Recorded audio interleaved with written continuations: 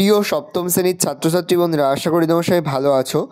আজ আমরা যে বিষয়টি নিয়ে আলোচনা করব সপ্তম শ্রেণীর সেকেন্ড সামেটিভ অর্থাৎ দ্বিতীয় পর্যায়ক্রমিক মূল্যায়নের পরিবেশ ও বিজ্ঞানের কোশ্চেন পেপার নিয়ে।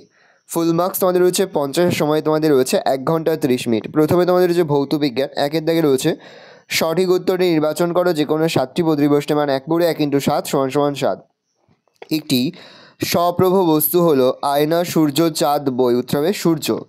সূচিছিদ্র ক্যামেরার সাহায্যে দেখা যায় ছায়া, প্রতিকৃতি, প্রতিবিম্ব, প্রচ্ছায়া। উত্তর হবে প্রতিকৃতি। বর্ণালীর সৃষ্টি হয় আলোর প্রতিফলন ধর্মের জন্য, প্রতিসরণের ধর্মের জন্য, বিচ্ছুরণের ধর্মের জন্য, বিকিরণের জন্য। উত্তর হবে বিচ্ছুরণের ধর্মের জন্য। বৈদ্যুতিক পাখায় ব্যবহৃত হয় প্রাকৃতিক চুম্বক, কৃত্রিম চুম্বক, মেরুহীন চুম্বক, চুম্বক শলাকা। উত্তর হবে কৃত্রিম চুম্বক। চুম্বকের মেরুর সংখ্যা হলো 1টি, 2টি, 4টি, 5টি। 2টি। ইলেকট্রিক ইস্ত্রিকে গরম হতে যে তার সাহায্য করে তা হলো, উত্তর হবে নাইক্রোম। জৈব গ্যাস বা বায়োগ্যাসের মূল উপাদান। উত্তর হবে মিথেন। আলো গমন করে বক্ররেখায়, সরলরেখায়, যে কোনো রেখায়। উত্তর হবে সরল রেখায়।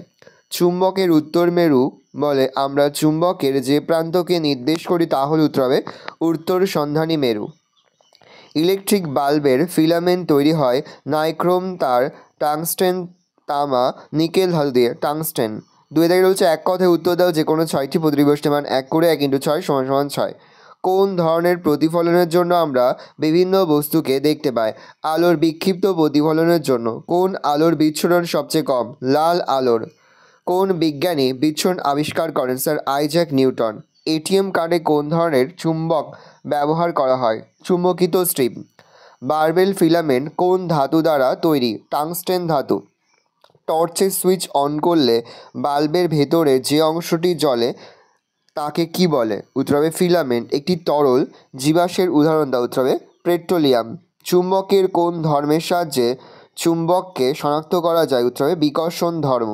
স্থান পূরণ করা এখানে যে কোনো 5টি হবে। প্রশ্নের মান 1 করে 1 × 5 = 5। প্রথম, ঘষাকাজ ড্যাশ মাধ্যমের উদাহরণ। উত্তর হবে ঈষৎ স্বচ্ছ। মোমবাতি একটি ড্যাশ বস্তু উদাহরণ। উত্তর হবে স্বপ্রভ। ইস্ত্রিতে তড়িৎ প্রবাহের ড্যাশ ফলাফলের প্রয়োগ করা হয়। উত্তর হবে তাপীয়। মেরু জ্যোতি সাধারণত দেখা যায় ড্যাশ অঞ্চলে। উত্তর হবে মেরু। যে বস্তু নিজস্ব আলো নেই তাকে ড্যাশ বস্তু বলে। উত্তর হবে অপ্রভ বস্তু।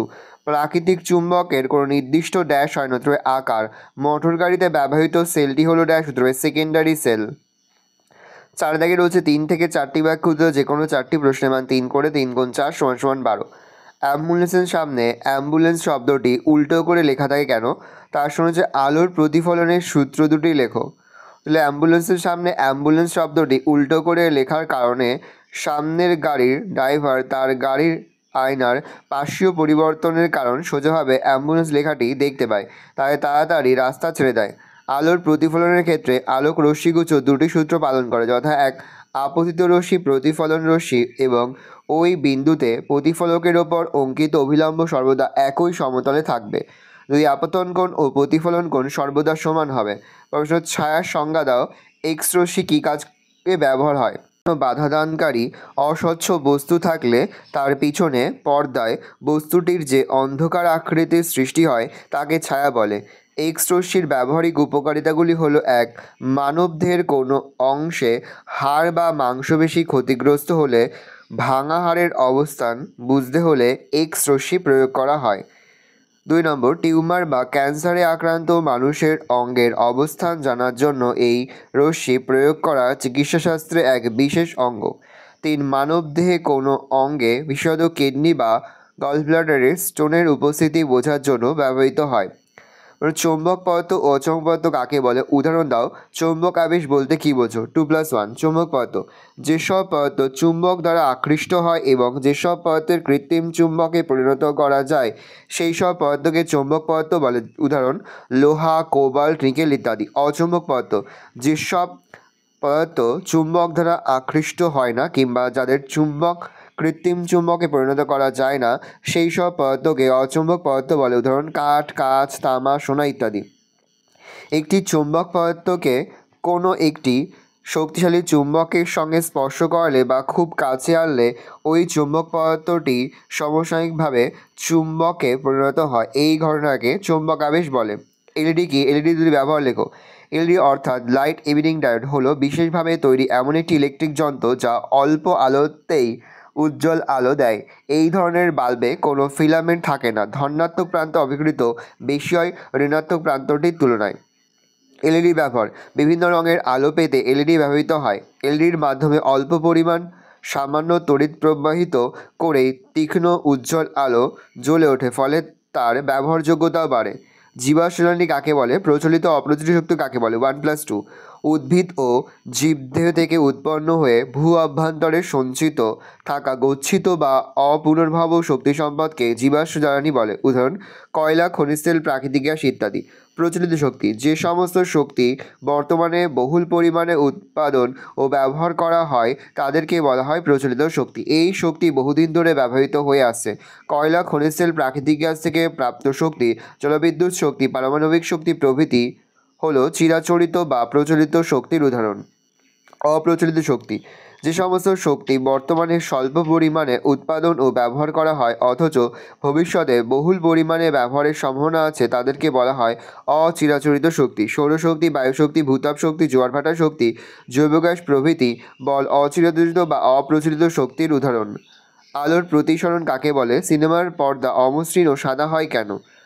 আলো যখন এক মাধ্যম থেকে অন্য মাধ্যমে প্রবেশ করে তখন আলোক রশ্মির দুই মাধ্যমের বিভেদ তল অতিক্রম করার ঘটনাকে প্রতিসরণ বলে।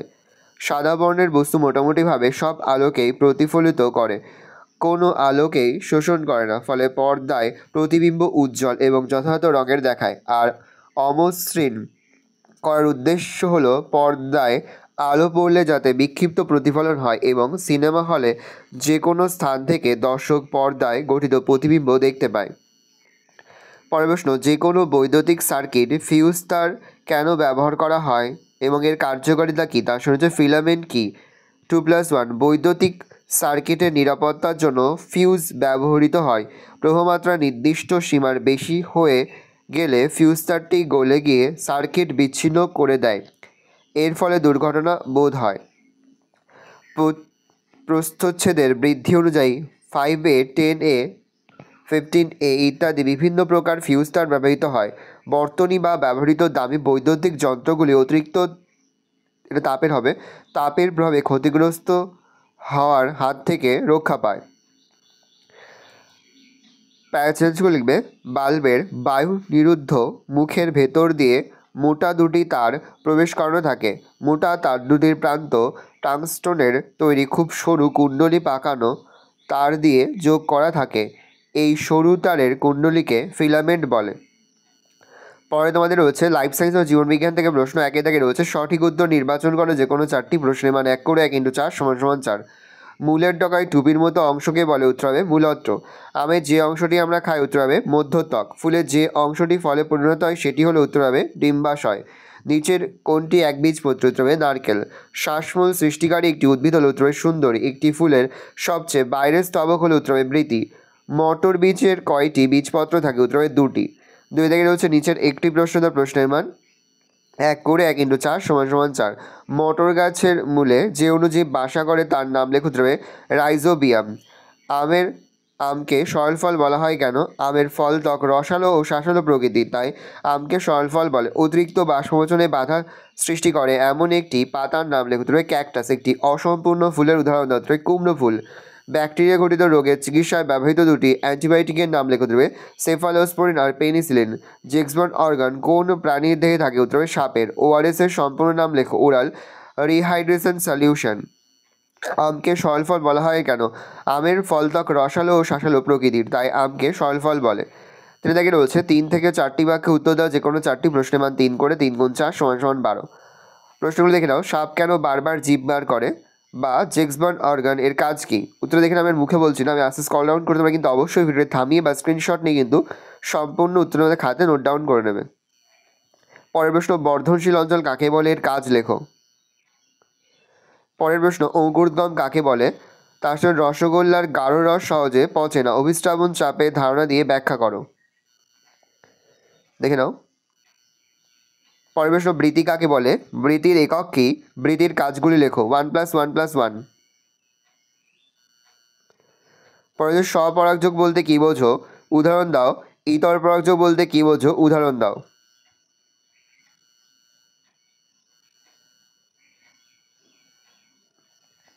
প্রশ্ন, প্রকৃত ফল অপ্রকৃত ফল কাকে বলে, উদাহরণ দাও। একটি কিশমিশকে জলে রাখা হলে ফুলে ওঠে, কিন্তু যুক্তিসহ ব্যাখ্যা করো। প্রশ্ন, শুকনো কিশমিশের মধ্যে রসের ঘনত্ব বেশি এবং পাত্রে রাখা জলের ঘনত্ব কম। কিশমিশের প্রভেদক ভেদ্য পর্দা ভেদ করে জল অন্ত অভিস্রাবণ প্রক্রিয়ায় কিশমিশের মধ্যে প্রবেশ করে, ফলে কিশমিশগুলি রস স্ফীতির জন্য ফুলে উঠবে। ভালো করে দেখে নাও, এই রয়েছে টোটাল তোমাদের সেকেন্ড সামেটিভ অর্থাৎ দ্বিতীয় পর্যায়ক্রমিক মূল্যায়নের সপ্তম শ্রেণীর পরিবেশ ও বিজ্ঞানের কোশ্চেন পেপার। ভালো করে কোশ্চেনটা দেখে নাও। আশা করি ভিডিওটা ভালো লেগেছে। ভিডিওটা ভালো লাগলে ভিডিওকে লাইক করে দিতে ভুলবেন। আমার চ্যানেল নতুন হওয়া লাল কালারের সাবস্ক্রাইব প্রেস করে পাশে বেল আইকনটি প্রেস করে যখন নতুন কোনো ভিডিও আপলোড করি সবার ফার্স্ট নোটিফিকেশন তোমরা পেয়ে যাও। আর এই ভিডিওটি তোমার বন্ধু বান্ধবী আত্মীয় স্বজন সবার মধ্যে কিন্তু অনেক শেয়ার করে জেনে বছর সপ্তম শ্রেণীতে পড়ছে। আমরা কিন্তু ইতিমধ্যে সপ্তম শ্রেণীর প্রতি বিষয়ে সিলেবাস, প্রশ্নকার এবং নমুনা প্রশ্নপত্র কিন্তু আপলোড করে দেবো। এখনও পর্যন্ত সেই ভিডিওগুলো না দেখে থাকো, ভিডিওগুলো কিন্তু তাড়াতাড়ি দেখে নাও। তোদের সকলকে জানাই আগাম পরীক্ষার অনেক শুভেচ্ছা এবং অভিনন্দন। কোনো প্রশ্নের উত্তর লিখতে বা বুঝতে যদি কোনো রকম অসুবিধা হয় তাহলে কিন্তু নির্দ্বিধায় কমেন্ট সেকশনে কমেন্ট করে জানাতে একদমই ভুলবে না। ভালো করে দেখে নাও কোশ্চেন পেপারটা।